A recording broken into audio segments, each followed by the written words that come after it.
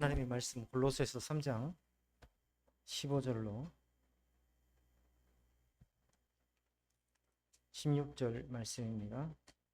골로새서 3장 15절로 16절 우리 다 같이 봉독하겠습니다. 15절 16절 시작. 그리스도의 평강이 너희 마음을 주장하게 하라. 너희는 평강을 위하여 한 몸으로 부르심을 받았나니 너희는 또한 감사하는 자가 되라. 그리스도의 말씀이 너희 속에 풍성히 거하여 모든 지혜로 피차 가르치며 권면하고 시와 찬송과 신령한 노래를 부르며 감사하는 마음 하나님을 찬양하고. 아멘. 우리 옆에 사람 인사합니다. 주님의 이름으로 사랑하고 축복합니다.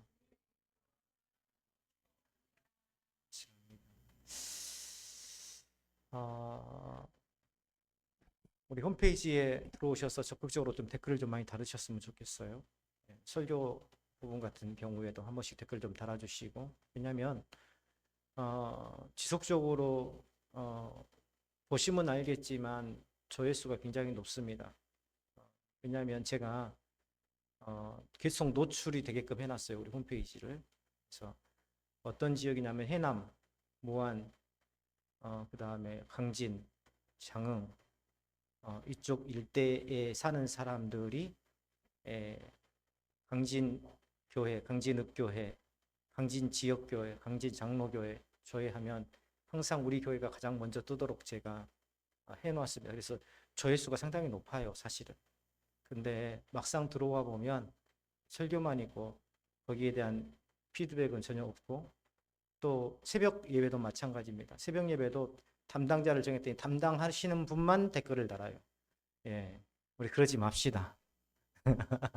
와서 은혜 받은 말씀이 있으면 나눠주시고, 또 간단하게 형식 갖추지 말고 이렇게 그 은혜 받은 거 있으면 이렇게 올려주시고, 그렇게 해서 홈페이지가 활성화될 수 있도록. 이게 인맥을 통해서 오는 시대는 좀 끝났어요, 사실은. 보셨으면 알겠지만 우리 지난 몇 년간 경험했지 않습니까? 한 사람이 내가 아는 사람을 데려온다는 것, 그래요. 내 가족을 데려오는 것도 사실 어렵습니다. 근데 내 이웃에 산다고 해서 이게 전도가 쉽게 되지는 않아요. 그런데 우리가 안 오려고 하는 사람을 전도하려는 것보다 이 강진읍 교회, 강진 지역에서 또 그 주변 교회에서 좋은 교회를 찾아서 신앙생활을 해보려고 하는 사람은 놓치지 말자 이거예요. 그렇죠? 그게 맞지 않습니까? 그게 가장 빠른 방법 아닐까요? 그렇죠? 그래서 홈페이지 활성화를 위해서 우리가 좀 노력하자. 그래서 여기저기 좀 댓글도 좀 달고, 또 은혜도 같이 나누고, 보면 열심히 다는 사람만 달고 또 정해진 사람만 달고 그러지 말자는 거예요. 이 교회는 뭔가 참여도가 좀 활발하구나 하는 것을 보고, 그런 것에 사모함이 있는 사람들이 와서 함께 예배에 참여할 수 있도록 하자는 것, 그렇게 좀 참여해 주셨으면 좋겠습니다. 사실은 또 한 가지, 우리가 작년에 제가 초에 말씀을 드렸었어요. 우리가 주보가 항상 여유 있게 주보를 만든다 하지만, 이 주보를 내가 오늘 예배만 참여하는 그런 주보로 끝내지 말고 한 장씩 더 가지고 가서 일주일 동안 살면서 뭐 아무한테나 이렇게 한 장씩 전해주자. 그 사람이 꼭 교회를 안 나오더라도 그 사람이 어딘가에 둠으로써 그걸 또 눈에 보여지잖아요. 그렇죠. 그래서 우리 이옥희 권사님도 사실은 그렇게 우리 교회의 첫 발을 딛게 된 건데요. 네, 들어오세요. 좋습니다. 그래서 그런데 그런 사역이 중간에 가다가 잘 안 되더라고요. 잘 안 돼요. 그래서 항상 제가 우리 나오는 숫자의 배 분량을 기도하면서 주보를 뽑습니다. 근데 항상 절반 이상은 항상 폐기 처분돼요. 그래서 그걸 보면서 한편으로는 그냥 숫자에 맞춰서 뽑을까 하다가도, 그래, 하나님께서 뭔가 뜻하시는 게 있을 거야 라는 생각을 가지고 항상 그대로 뽑는데, 이런 사역도 우리가 좀 적극적으로 참여하자. 우리가 한 사람을 데려온다는 게 힘듭니다. 정말 힘들어요. 내가 아는 사람을 전도한다는 것은 정말 정말 힘들어요. 근데 아까도 이야기했지만 사모하는 마음이 있어서 교회를 찾고자 하는 사람, 그런 사람을 우리가 놓쳐서는 오히려 성경에 나오는 악하고 게으른 종이라고 할 수 있다라는 걸 우리가 잊지 않았으면 좋겠습니다. 오늘 골로새서 3장 15절로 16절 가지고 평강의 주님이라는 제목으로 말씀을 나누려고 합니다. 오늘 오후의 말씀은요, 우리가 오전에 나누었던 디모데전서의 말씀과 연계된 말씀이라고 할 수 있어요. 우리는요, 하나님의 은혜 안으로 불러 세움을 받은 존재입니다. 우리의 신앙은 출발부터 하나님의 주권과 은혜 위에 서 있어요. 사도 바울이 골로새 교회 성도들에게 고민하는 말씀 역시 이 은혜의 자각, 다시 말하면 하나님께 우리는 이미 충만한 은혜를 받은 존재다라는 이 시작점에서 출발하고 있어요. 뭐냐면 그리스도의 평강이 너희의 마음을 주장하게 하라. 오늘 오전에 우리의 모든 문제를 믿음 안에 가두자고 했는데 그 의미에 대해서 가장 핵심적으로 말하고 있는 것이 바로 오늘 골로새서 3장 15절의 말씀이 아닌가라는 생각이 듭니다. 그리스도의 평강이 너희의 마음을 주장하게 하라. 문제 앞에서 마음이 복잡해지고 왠지 막 심란해지고, 그 문제가 더욱더 커져 보이고 그 문제로 인해서 발생되는 그런 모든 문제들이 또 다른 문제로 막 나에게 다가오고, 그런데 어떤 때 정리가 됩니까? 하나님께서 주신 평강이 내 마음속에 가득해질 때 그런 것들이 정리가 되죠. 그래, 하나님께서 하시는 거지 뭐. 하나님께서 해결해 주시겠지. 좀 신학적으로 이야기하면 구속받은 우리 존재 방식 전체를 규정하는 선언이라고 할 수 있습니다. 신학적인 용어가 들리면 좀 어렵게 들려지는데요. 바울은요, 성도의 삶 한가운데 무엇이 주인이 되어야 하는지에 대해서 말하고 있어요. 우리의 삶 한가운데에 무엇이 주인이 되어야 되느냐? 사도 바울은 그게 평강이라고 말합니다. 평강. 우리 내일 모레면 이제 성탄절인데, 성탄절일 때 항상 회자되는 말씀이 있죠. 뭐요? 평강의 주님, 평강의 왕, 평강의 주님. 누구의 평강입니까? 누구로 인한 평강입니까? 그리스도로 인한 평강. 바로 그리스도의 평강을 말하고 있습니다. 여기서 말하는 평강은요, 흔히 사람들이 생각하는 그런 감정적인 안정이나 혹은 상황의 평온함이 아니에요. 아까도 오전에도 이야기했지만 우리의 삶은요, 벌써 영적인 것 싸움부터 굉장히 치열합니다. 치열해요. 어쩌면은 저만 해도 그래요. 내 안에서 감정과 내 안에서 말씀이 하루에도 수십 번, 아니 수백 번도 더 싸운다고 해야 맞을 것 같습니다. 성경이 말하는 평강은요, 십자가에서 이미 성취된 구속의 결과입니다. 인간은 본래 하나님과 원수되었던 존재였고 그 상태에서는 참된 평강을 가질 수가 없었죠. 죄는 하나님과의 관계를 끊어놓고 그 결과 사람의 마음은 끊임없는 불안과 두려움, 경쟁과 분열로 가득 차게 되었다. 다시 말하면 하나님께서 우리에게 근원적인 평강을 주셨어요. 영원한 평강을 주셨습니다. 십자가 위에서 다시는 두려워하지 않도록, 다시는 불안하지 않도록 그런 평강을 주셨다라는 것입니다. 그런데 우리는 여전히 그런 주님의 평강과 상관없는 두려움과 경쟁과 늘 이 분열로 우리의 삶이 채워지고 있더라는 겁니다. 예수님께서 십자가로 하나님과 우리 사이에 막힌 담을 허무셨을 때에 이미 화해가 이루어졌고 그 화해의 열매로 하나님께서 우리에게 평강을 주셨습니다. 그러므로 이 예수 그리스도의 평강은 우리의 노력이 아니라 이미 주어진 은혜이고 성도의 과제가 아니라 누림의 대상이다. 여기까지 들으면 뭔 소리인지 잘 모르겠어요. 그렇죠? 우리가 결단해야 할 때가 있어요. 우리가 결단해야 할 때가 있다는 겁니다. 그런데 어떤 사람은 우리가 보기에는 쉽게 결단을 합니다. 보기에는 여러 가지 산적한 문제들이 참 많아 보입니다. 그런데 내가 봐도 머리가 아플 텐데 쉽게 결단하죠. 어떤 사람은 참 결단이 어려워요. 근데 반대로 어떤 사람은 쉽게 결단하더라. 정말 힘든 일인데, 정말 복잡한 일인데 그 사람에게 어떻게 쉽게 결단할 수 있었습니까? 라고 물어보면 한결같은 대답이 있습니다. 어떤 대답이냐면 하나님께서 하실 것입니다. 하나님께서 하실 것이라는 마음이 들었습니다. 평강의 의미가 바로 그런 것 아닐까. 하나님께서 하실 것이라는 마음, 하나님께 맡길 수 있는 마음. 결단을 하는 사람에게는요, 계산적인 말이 나오지 않아요. 결단을 잘하는 사람, 신앙적인 결단을 잘하는 사람들의 입술에는요, 항상 계산이 없습니다. 마음에는 항상 계산이 없어요.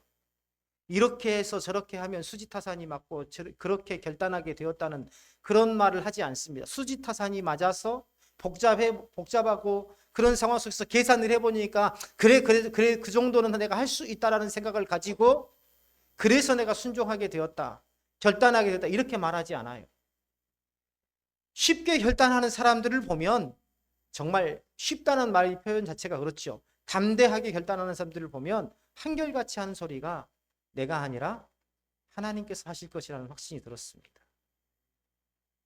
근데 결단하지 못하는 사람들을 보면 정말 이유가 많습니다. 이래서 안 되고 저래서 안 되고.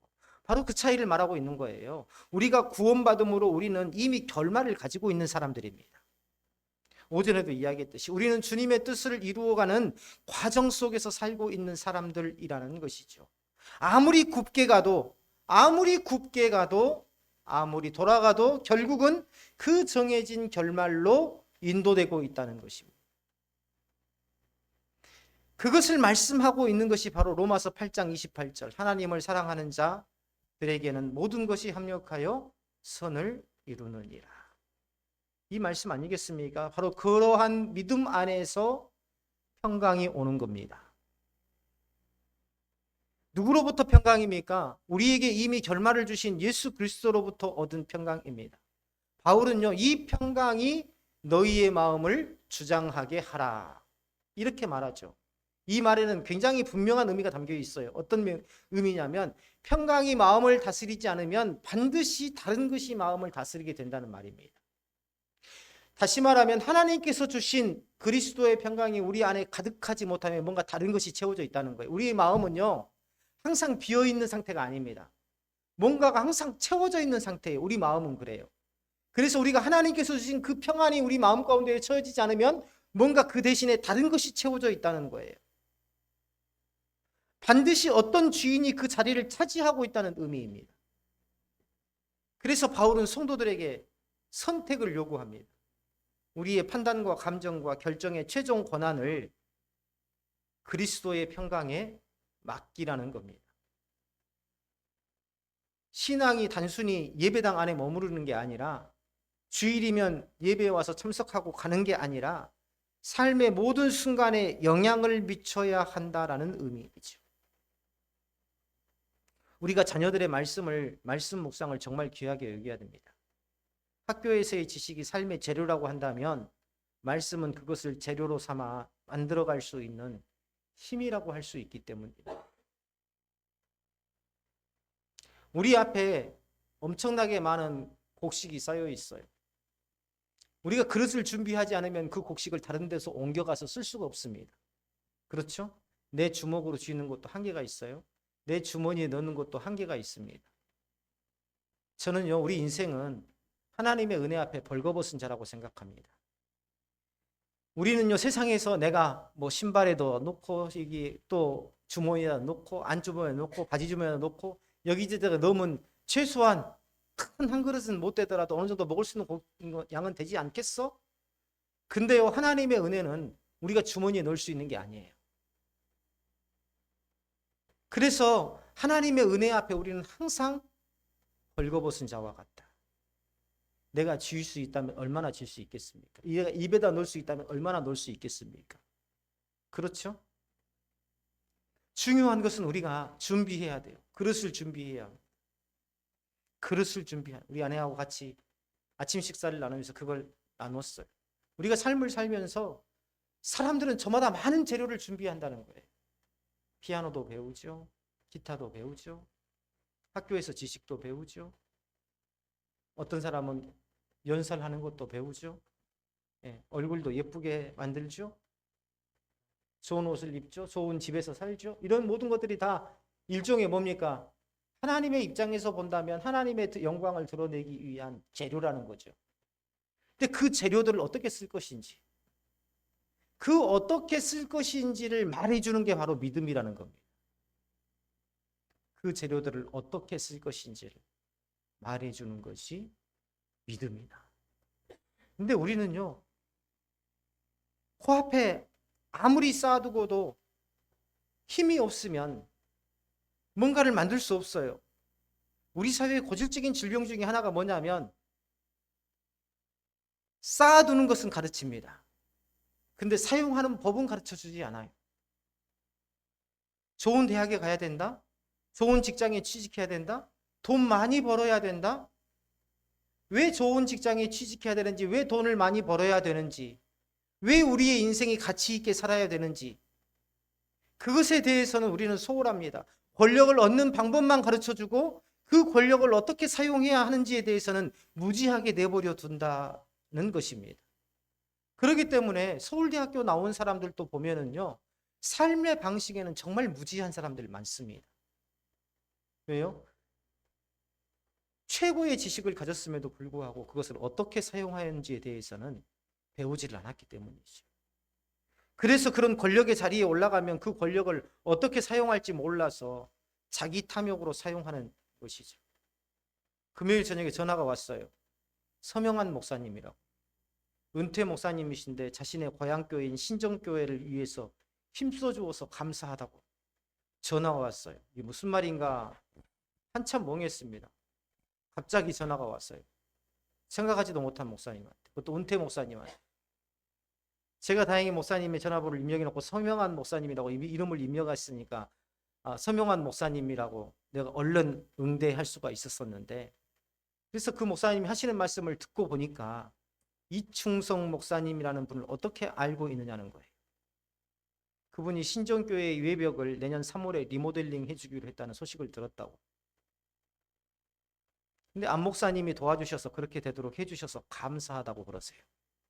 사실은 금요일날 저녁에 이충성 목사님이 그 도서벽지 지역의 교회들의 사택을 지어주고 그다음에 이 부서진 곳을 보수해주고 리모델링 해주는 그 사역을 하시는 팀을 데리고 강진읍에 오셨어요.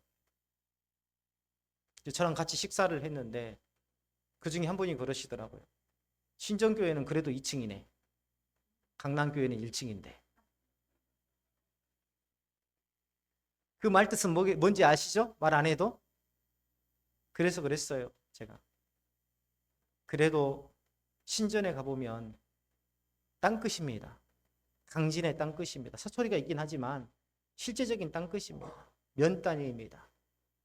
여기보다 환경이 더 열악한 곳에서 더 열심히 사역하면서 더 복음을 세워가려고 몸부림치는 그 교회입니다. 목사님이 그러세요. 지금까지 섬 지역만 해왔다는 거예요. 경제적으로 열악한 섬 지역만 해왔는데 육지 지역은 거의 안 했다는 겁니다. 도와줄 필요가 없다는 거죠. 근데 이게 육지라는 겁니다. 그리고 그 중에 남자 집사님이 이야기했던 것처럼 신정교회는 그래도 2층이라는 거예요. 제가 그랬어요. 건물에 좋고 나쁨이 따로 없고 요즘에는 섬과 육지가 구분이 없습니다.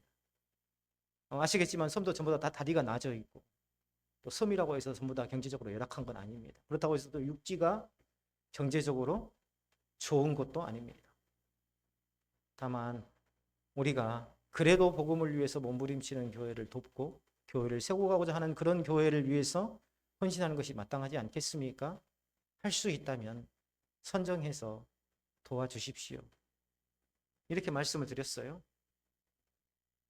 그랬더니 아마 저한테 목요일날 저녁에 만나고 금요일날 신정교회를 오전에 가서 방문하고 둘러보고 나서 해남에 오신 팀들을 5분하고 같이 해남에 가가지고 점심 식사 드시고 올라가시는 게 저한테 전화를 하셨어요. 3월 달에 내년 3월 달에 오셔서 외벽을 리모델링 해주기로 했다. 그래서 그 목사님이 이제 전화가 온 거예요. 안 목사님이 어떻게 이충성 목사님을 아시냐고. 설명한 목사님. 그래서 신학교 때부터 대학원 때까지 기자 생활을 하고 편집국장을 해서 전국에 있는 우리 교단 목사님들 어지간한 분들은 다 잘 알고 있다. 했더니 이런 보석 같은 분이 강남교회에서 사역을 하고 계신다고 그랬어요. 그게 어디 보석 같은 일입니까? 그렇죠. 목사가 교회가 잘 되도록 돕는 것이 감사받을 일도 아니고 그렇잖아요. 예. 우리 교회만 잘 되도록 돕는 것이 목사입니까? 아니잖아요. 그렇죠. 모든 교회가 잘 되도록 돕는 것이 바로 목사의 역할 아니겠습니까? 또 더 나아가 우리의 역할 아니겠습니까? 당연하잖아요. 그렇죠. 예. 그 신전교회 원로 목사님이 이충성 목사님을 물어서 전화해가지고 우리 교회 좀, 우리 고향 교회 좀, 내가 목회했던 그 교회 좀 도와달라고 그렇게 애원을 했대요. 꼭 해달라고. 그래서 답사를 오신 거예요. 그리고 나를 만난 겁니다. 신전교회가 어떤 교회냐고. 그 신전교회 해줄 필요 없어요. 우리 강남교회 해주세요.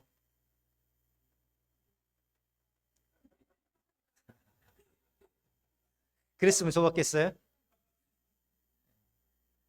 아까 오전에 말했잖아요. 우리 옹졸하게 살지 말자. 여유 있게 살자.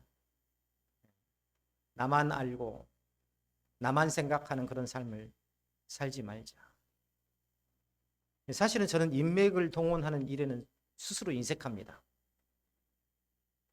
그렇게 하지 않으면 내 스스로 하나님을 의지하지 못하기 때문에 그래요. 사람들을 몰라서가 아니라 사람들에게 말을 하지 않습니다. 아직도 제가 어디서 사역을 하고 있는지 모르는 분들이 대부분이에요. 제가 카톡에 프로필을 안 바꾸는 이유가 있어요. 저를 알고 있는 분들은요, 제가 아직도 체코에서 사역하고 선교하고 있는지 아는 분들이 있어요. 얼마 전에 한국 문인협회장이신 분이 카톡을 했어요, 저한테. 지금 어디 계시냐? 신인들 작품 좀 평가도 좀 해주시고 시상식에 나와주셔서 후배들 문단활동에 도움 좀 주시라고. 한국 문인협회장이 저와 함께 30년 전에 함께 등단했던 분입니다. 그래서 문인협회장이 되더니 계속 나한테 전화를 해요. 어디냐고 카톡을 해요. 답을 안 하고 카톡에 보니까 조용한 채팅방이 생겼더라고요. 지금 혹시 아세요? 조용한 채팅방? 아시죠? 거기다가 넣어놨어요. 거기다가 문제를 가둬놨습니다. 그런데 보니까는 계속 카톡을 해요. 답을 했습니다. 지금 제가 체코에서 살고 있습니다. 계속 나오라고 하니까 계속 활동을 해달라고 하니까 지금 체코에 살고 있습니다. 그랬더니 주소를 달라는 겁니다. 이거 큰일 났어요. 그러니까 주소를 달라는 거예요. 가끔 책을 보내주겠다고. 확인 차원에서 달라고 하는 건지 진짜 책을 보내주려고 하는 건지 고민하다가 조카의 체코 주소를 물어봐가지고 조카의 체코 주소를, 야, 너 책이 오거든. 그 책 읽고 교양을 좀 넓히기를 바란다 하고 체코 주소를 가르쳐 줬습니다. 저에게는요, 교회를 세우는 게 가장 우선순위입니다. 교회를 섬기는 일이 저한테는 가장 우선순위예요. 목사가 된 순간부터. 개인의 명예, 삶의 질, 또 어떤 인맥 동원해서 내가 어떤 스펙을 쌓아가는 것, 저는 이런 거 다 내려놓은 지 오래됐습니다. 오직 목사의 역할은 몸된 교회를 섬기고 또 하나님의 일을 감당하는 것이 제일 첫 번째입니다. 그 외에 저에게는 다른 직함도 필요 없어요. 그 외에 다른 게 필요 없습니다. 이충성 목사님이 지난 금요일 저녁에 오셔서 만났다고 했죠. 연세가 지긋하신 70이 넘으신 분들 5분들과 오셨어요. 내 마음속에는요, 항상 2년 전에도 고흥에 와가지고 여자 목사님이 그 담임하시는 그 교회가 비에 허물어졌어요. 천장이. 그래서 그 교회를 전부 다 뜯어내고 그걸 수리를 하시고 리모델링을 해주시더라고요. 그 현장에 가가지고 권사님들이 거기 가면 교회에다 밥을 안 놔둬 먹습니다. 그분들이 직접 전부 다 밥솥이랑 이런 거 다 갖고 다녀요. 그래가지고 그 교회 마당에다가 걸쳐놓고 전부 다 밥을 해먹고 직접 해먹습니다. 권사님들이 밥을 하고 남자 집사님들이 공사하고 그래요. 그래서 그 권사님이 직접 밥을 저도 얻어먹고 권사님 한 분이 또 우리 이충성 목사님도 또 털털한 스타일이죠. 그 안목사 가는데 여기까지 왔는데 차비라도 좀 보내, 차비라도 좀 줘 해가지고 권사님 한 분이 봉투에다가 담아가지고 안 받는다니까 받아가지고 2년 전에 오기도 했는데 이번에도 보니까 5분이 오셨는데 전부 다 70이 넘은 분들이에요. 내 마음속에 이런 분들하고 관광하고 하러 다니기는 좋은데 이분들하고 무슨 집 리모델링 사역을 하신다고 이렇게 다니실까라는 생각이 들었는데 잠깐 이야기하면서 제가 좀 충격을 받았어요. 뭐냐면 그중에 이충성 목사님과 30년을 사역해 오신 분이 계십니다. 30년. 아는 사이가 아니라 사역을 같이 했다는 거예요. 단둘이가 아니죠. 이충성 목사님이 전도사 때 부임한 교회의 집사님이셨대요. 여자 집사님. 근데 그것이 인연이 되어서 지금까지 그 여자 집사님, 지금 권사님이세요. 80이 넘은 권사님입니다. 사역이 그것이 인연이 되어서 해마다 1년에 2차례씩 일주일에서 10일씩 그 교회에 가가지고 그 교회 2개 선정된 그 교회를 봄에 하나, 가을에 하나 이렇게 해서 그 교회에서 거주하면서 10일간 일주일간 거주하면서 그 교회를 고쳐주는 사역을 해요. 자기 사비를 털어가지고. 그 사역을 몇 년 했다고요? 30년을 했어요. 30년. 생각해보니까 나보다 더 젊었을 때 그 사역을 시작한 겁니다. 30년 동안 여전히 그 사역을 현장을 뛰고 계시는 거예요. 그 권사님. 저기서 어디 대박 황칠인가? 거기에서 2층에서 밥을 먹었어요. 계단을 못 올라오세요. 무릎이 아파가지고. 겨우겨우 부축해갖고 올라오세요. 근데도 그 사역을 놓지 않고 여전히 하고 계세요. 도서벽지 교회를 리모델링 해주고 사택을 지어주고 교회를 보수해주는 사역을 30년째 하고 계신 얼굴에요. 평강이 가득해. 그 얼굴 자체가 설교예요. 얼굴 자체가. 뭐 근심 걱정이 없습니다. 건강에 대한 걱정도 물질에 대한 걱정도 아무런 걱정이 없는 얼굴, 정말 그야말로 평강 그 자체예요. 자신의 평안을 자신이 가진 것에서 찾지 않고 하나님을 위한 사역에서 찾은 겁니다. 우리가요, 내가 가진 것을 생각하면 얼마나 걱정이 많습니까? 그렇죠? 내가 가진 건강이 혹 어느 날 갑자기 무릎이 안 좋게 된 건 아닐까? 어느 날 갑자기 간암이 찾아오는 건 아닐까? 어느 날 갑자기 내 위가 잘못된 건 아닐까? 어느 날 갑자기 내 사업이 잘못된 건 아닐까? 어느 날 갑자기 내 배우자가 먼저 가버리면 어떡하지? 이런 걱정부터 시작해가지고 우리가 가진 것에서 평강을 찾으려고 하면 도무지 찾을 길이 없습니다. 근데 그분을 보니까 그분은 이 세상 가진 것에서 자신이 가진 것에서 평강을 찾은 분이 아니라 하나님을 기쁘시게 함에서 그런 사역을 통해서 자신의 평강을 얻으신 분 같았습니다. 우리는요 홀로 구원받은 존재가 아니에요. 바울이 이야기했잖아요. 이 평강을 개인적인 차원에서만 머물지 않게 하고 공동체적인 차원으로 확장해 나가라. 나만 좋으면 끝나는 것이 그거 믿음 아닙니다. 나만 편안하고 나만 은혜 받고 내 삶만 평안하면 그게 은혜가 아니에요. 그게 믿음이 아닙니다. 그야말로 그게 종교예요. 사도 바울이 말하는 믿음이라는 것은 뭐냐면 하나님께 평강을 받았으면 그 평강이 나한테서만 머물게 하지 말고 그 모든 평강이 누구에게로? 공동체의 많은 사람들에게 흘러가게 하라라는 겁니다. 너희는 한 몸으로 부르심을 받았나니. 성경은요, 항상 공동체를 강조합니다.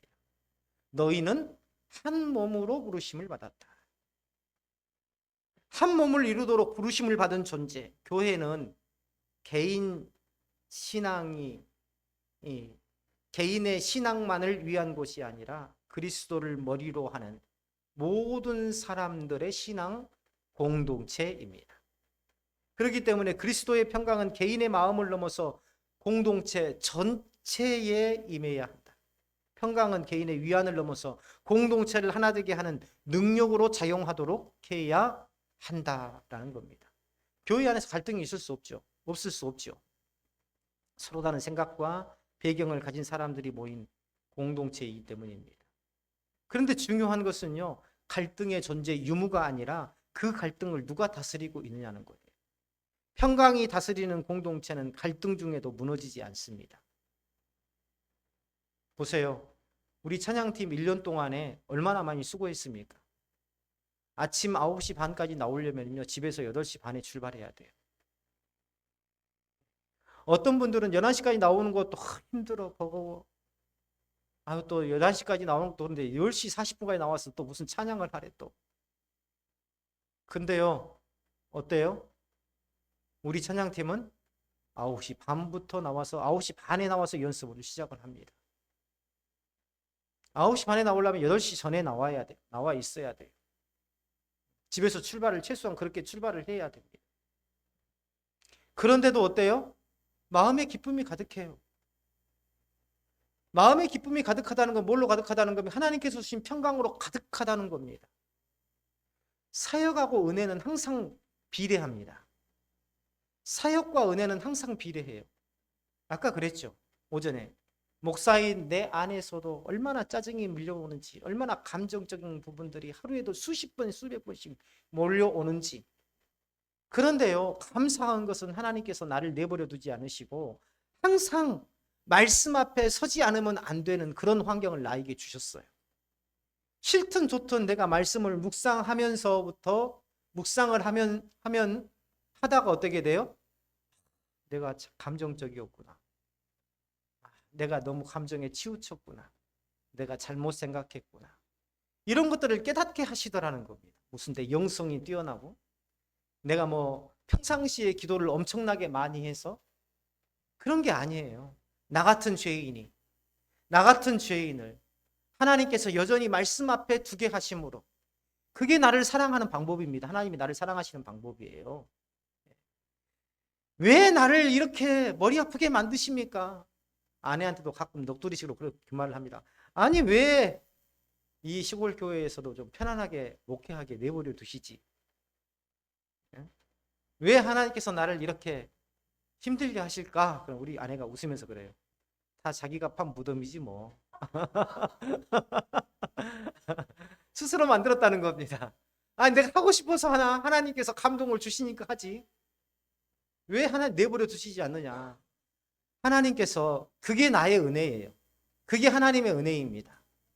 내가요, 아침에 나와서 피아노를 쳐야 되는 것, 아침에 나와서 내가 찬양을 해야 되는 것, 이게 나를 옥죄는 게 아니라 사실은 그게 뭐더라? 하나님의 은혜이더라는 겁니다. 그게 하나님의 은혜예요.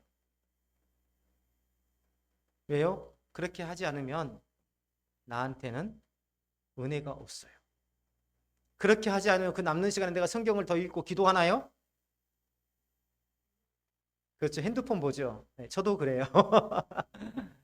그 남는 시간에 결코 은혜 찬양하고 기도하지 않습니다. 그 남는 시간에 결코 말씀 묵상하지 않아요. 그 남는 시간에 자고 핸드폰 보고 사람들 만나서 수다 떨고 그 남는 시간이 결코 나에게 유익된 시간이 아니에요. 근데 하나님께서 나를 불러서 말씀 앞에 앉아서 말씀을 묵상하게 하시고 너는 목사야. 언젠가 이야기했었죠. 그런 우스갯소리도 있잖아요. 엄마 나 교회 가기 싫어. 야 이놈아 네가 목사인데 안 가면 어떡하니. 나를 목사로서 설교하지 않으면 안 되는 그런 자로 말씀을 준비하게 하시고 그 과정 속에서 사실은요 설교를 준비하면서 나는 누구보다도 내 모습을 적나라하게 봅니다. 어떻게 보면 어떤 분들은 그래요. 어떤 분들은 목사님이 설교를 너무 강력하게 하셔서 때로는 야단 맞는 느낌이 든다라고 하시는 분들이 있어요. 근데요, 그게 야단치는 누군가를 향해서 야단치는 설교가 아니라 강력하게 설교하는 것은 내 속에서 나오는 겁니다. 그 누구의 속도 아니고 내 속에서 나를 향한 외침이에요. 왜냐하면 설교를 준비하면서요, 그 누구보다도 하나님 앞에 내가 정말 부끄러운 사람이라는 것을 설교를 준비하는 과정에서 깨닫기 때문이죠.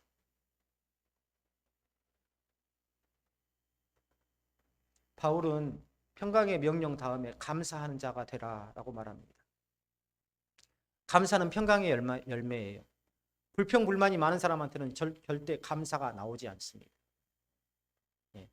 감사를 많이 하는 사람은요, 항상 보면 얼굴이 밝아요. 자신의 삶에서 감사가 넘쳐요. 항상 결단을 잘해요. 그래서 감사는 상황에 대한 반응이 아니라 하나님에 대한 신앙 고백이다. 저는 그렇게 봅니다. 우리 상황에 감사할 수 있어서 감사하는 이런 상황에 대한 반응이 감사가 아니라 우리 아들이 취직했대요. 감사한금 내고. 내가 퇴원했어요. 감사한금 내고. 이런 상황에 대한 반응이 감사가 아니라 감사의 진정한 의미는 하나님을 향한 신앙 고백이다.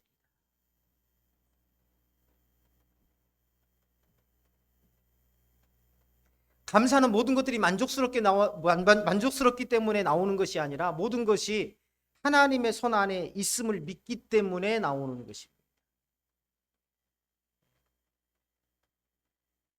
불평이 언제 나오는가요? 불평이 모든 통제권이 나에게 있다고 여길 때 불평이 나옵니다. 불평은 모든 통제권이 나에게 있다고 믿을 때에 불평이 나와요. 그래서 내 통제에서 벗어나서 다른 일이 발생하면 그때 뭐가 나와요? 불평이 나오기 시작합니다. 불평의 그 중심에 뭐가 있어요? 내가 있는 거예요, 내가. 근데 감사는요, 통제권이 하나님께 있음을 인정할 때에 감사가 나오는 거예요.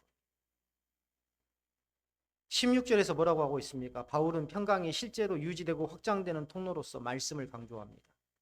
그리스도의 말씀이 너희 속에 풍성히 거하게 하라. 우리 16절 다 같이 한번 읽어볼까요? 16절 시작.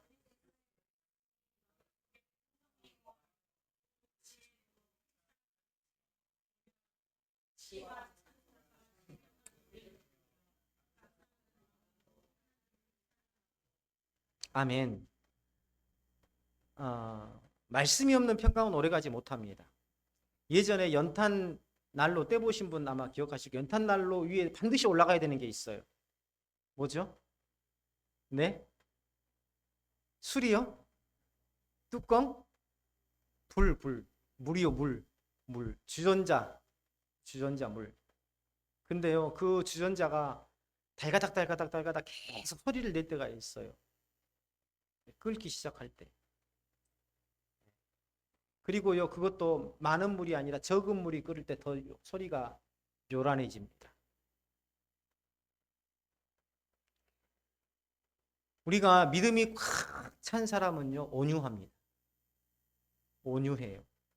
뭐 온유함이 말을 안 하고 조용한 성품이고 이런 게 온유함이 아니에요. 온유함. 정말 그 온유함은 뭐냐면요, 절제하고 인내하는 겁니다. 절제하고 인내하는 것. 그런데 자기 절제가 안 돼요. 인내가 안 돼요. 그래서 굉장히 요란해요. 처음에 올 때는 막 굉장히 막 뭔가를 할 것처럼 막 요란하다가 나중에는 어느 날 보면 싹 사라져 버립니다. 왜 그럴까요? 그 신앙 자체가 말씀에 기반을 하고 있지 않기 때문에 그렇습니다. 인간의 열심에 기반을 하고 있기 때문에, 감정에 기반을 하고 있기 때문에. 말씀 없는 평강은 결국 타협이 되고요, 복음 없는 관용은 진리를 흐리게 만듭니다. 말씀에 뿌리를 둔 평강은 어때요? 항상 온유합니다. 평안해요. 결코 타협하지 않습니다. 말씀이 풍성하게 거하는 공동체에서는 자연스럽게 서로 가르치고 권면하는 일이 일어나죠. 제가 수요일에 설교하면서 말씀드린 게 있어요. 신뢰관계가 형성되지 않는 관계에서는 목사의 직함으로라도 절대 권면하거나 조언하지 않는다. 그 신뢰의 관계가 뭘까요? 바로 믿음입니다. 우리는 우리의 믿음을 과대평가하는 습관이 있어요.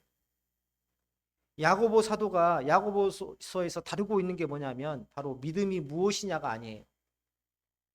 믿음을 어떻게 볼 것이냐의 문제에 대해서 다루고 있습니다. 야고보서에서 다루고 있는 게 바로 그거예요. 믿음이 무엇이냐가 아니라 믿음을 어떻게 볼 것이냐. 믿음이 무엇이냐의 관점으로 야고보서를 읽기 때문에 행위가 구원의 실체가 된다는 성경적 오류를 범하는 겁니다. 믿음을 어떻게 볼 것이냐로 야고보서를 보아야 돼요. 믿음은 예수님을 믿고 구원받은 것이 믿음의 전부가 아닙니다. 믿음의 실체가 삶에서 드러나야 믿음이 증명될 수 있는 거예요.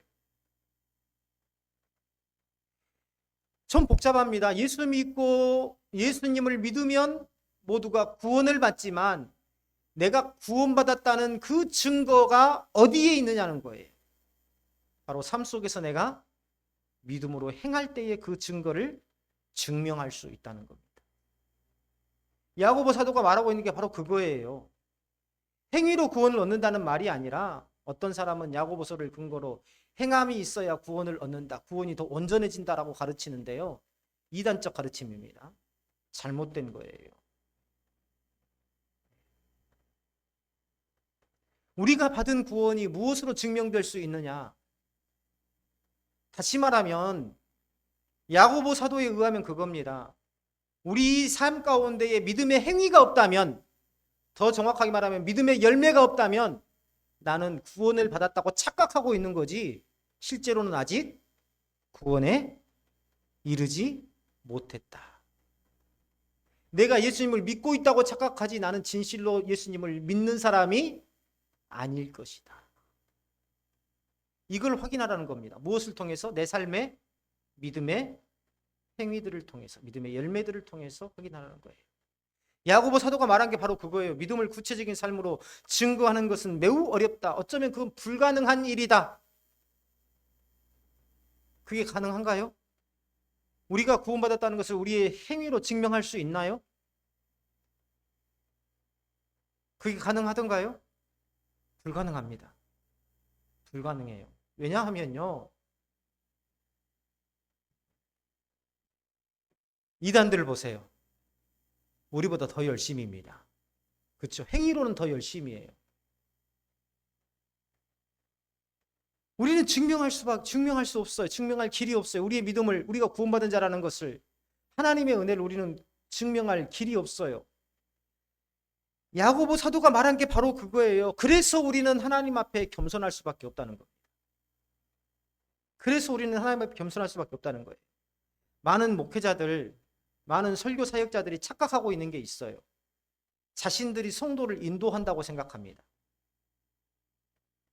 내가 성도들을 인도한다고 생각해요. 왜 그런 착각에 빠져 있습니까? 지식과 직분의 근거를 두고 있어요. 내가 성도들보다 훨씬 더 성경적으로 많이 안다. 나는 하나님께서 세우신 뭐라? 주의 종이라. 이것에 근거를 둡니다. 그래서 자신이 성도들을 인도한다고 착각해요. 그러나 성경은 성도의 삶 어디에도 그러한 근거를 두지 않습니다.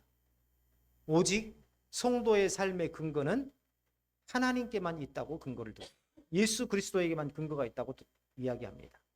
설교자가 이 사실을 잊으면 교만해질 수밖에 없어요. 말씀 앞에 자신을 내어놓는 사람은요, 다른 사람을 판단하기보다 함께 순종하도록 이끌게 됩니다. 함께 손을 잡고 하나님의 뜻에 순종하도록 이끄는 것, 이것이 바로 설교 사역자가 해야 될 일이에요. 그리고 우리 모두가 해야 될 일입니다. 그래서 늘 말씀을 드리지만 우리는 설교를 하는 사람이 아니라 설교를 살아내는 사람입니다. 힘들어요. 그래서 힘들어요. 내가 설교자로 세워달라는 것도 아니었고 하나님께서 세우시고 설교를 살아내리라고 하니 얼마나 힘듭니까? 그렇죠. 그 자체가 누가 한다는 겁니까? 내가 하는 게 아니라 하나님께서 하신다는 겁니다. 이걸 깨닫지 못하면 설교자가 교만해져요. 내가 가르친다고 생각하기 때문에. 왜 내가 가르친 대로 안 했어? 집사님 이리 와봐. 왜 내가 말한 대로 안 했어? 권사님 이리 와봐. 내가 왜 말한 대로 안 가르쳐? 내가 그렇게 이야기했잖아. 이런 목회자가 된다는 거예요. 이런 설교자가 된다는 겁니다.